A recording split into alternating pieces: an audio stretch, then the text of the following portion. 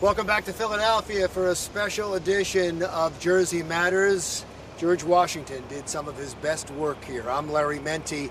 A moment ago, I was on the battleship New Jersey for Senate President Steve Sweeney's big party, and Cory Booker, U.S. Senator Cory Booker, showed up. I asked him about the rumor that he was going to run for governor. The big rumor in Cleveland was that you were going to run for governor. And I talked to Steve Sweeney about that. Yes. And he said, well, that would change everything and everybody would have to reconsider at that point. Are you thinking about it? Not at all. I love that I'm get to represent New Jersey in the United States Senate. It's one of the greatest gifts of my life that this state would have the faith in me to fight for Jersey every day down in Washington. I'm only 2.5, 3 years into my term. I'm just excited to finish it out and hopefully turn back to the people in New Jersey in 2020 and ask them to send me back. Give me your thoughts on Chris Christie's speech at the Republican National Convention. You know, he and I, even though I can write a dissertation on our disagreements, he's a friend. We worked together when I was mayor, and we had to find that common ground, which is so important that Democrats and Republicans do.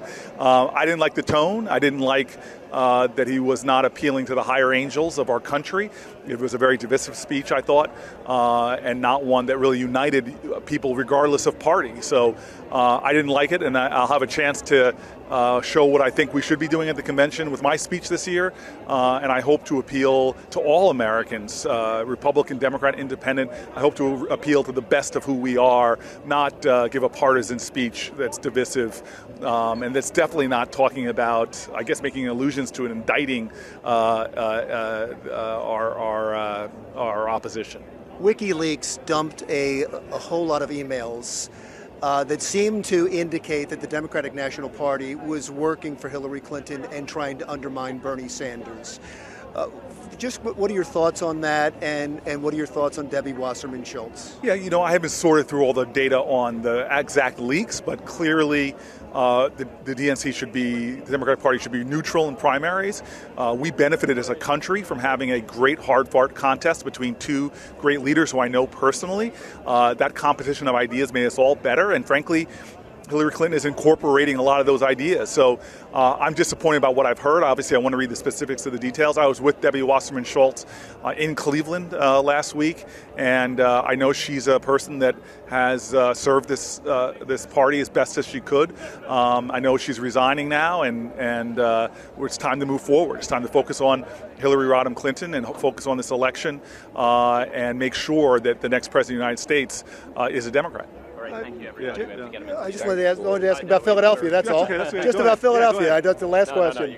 Just a nice question to end. Yeah. How's Philadelphia doing? You know, this is where our country came together to really launch our nation. This is where the Declaration of Independence was written. I'm happy that people are recognizing that it's right across the street from the comeback city in America, Camden, New Jersey.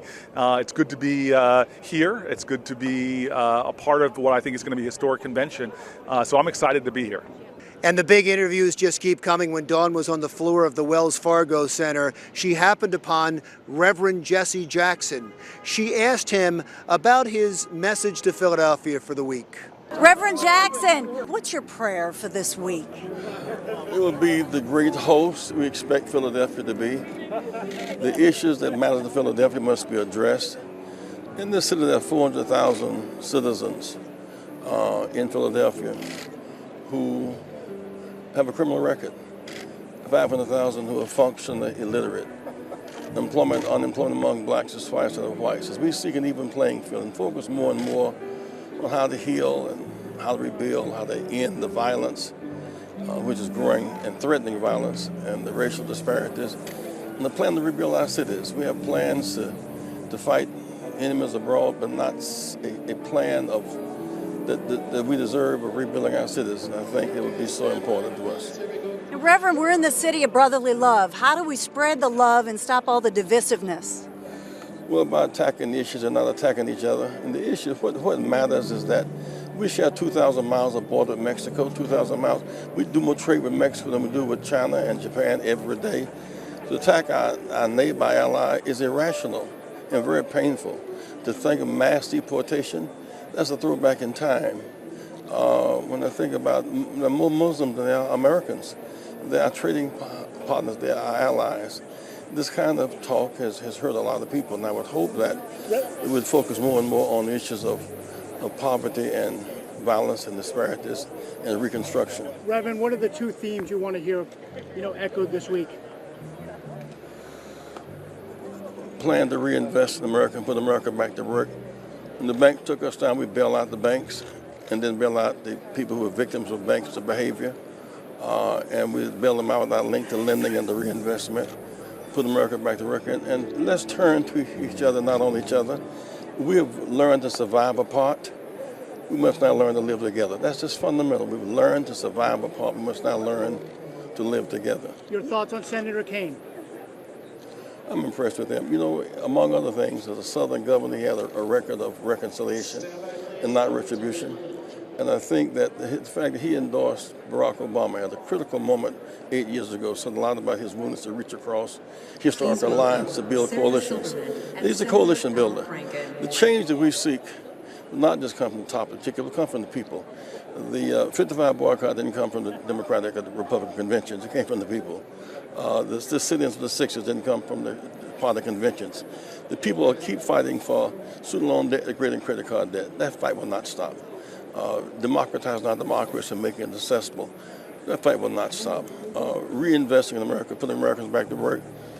That fight will not stop. The need for an urban policy will not stop. So the issues that matter will come bottom up. They will not be top down. When we come back, we got something special for you. We were on the floor of the Wells Fargo Center when Paul Simon did a mic check for Bridge Over Troubled Waters. He sang the whole song. We'll have it for you when the special edition of Jersey Matters continues from the Democratic National Convention in Philadelphia.